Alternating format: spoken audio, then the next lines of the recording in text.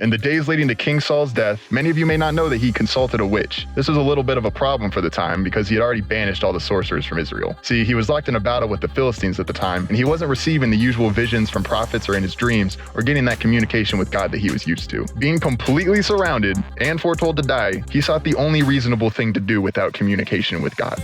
Saul disguises himself, crosses enemy territory, and finds a witch in a tiny village called Endor. For context, this was still land under his rule, so technically the witch shouldn't have even been there in the first place. She allegedly summoned Samuel for him, who already foretold him to die, and immediately starts getting berated. Samuel complains about being disturbed, and even roasts him for disobeying God and using a medium to summon someone. The witch is terrified this entire time too, keep in mind, because she just committed a crime in front of the king she just found out. Saul, rightfully, loses his cool too, goes back to base, gets ready to fight anyway, and literally the next day gets totally swept by the Philistine armies, loses the entire war, and falls on his sword. Also, David became king later that day.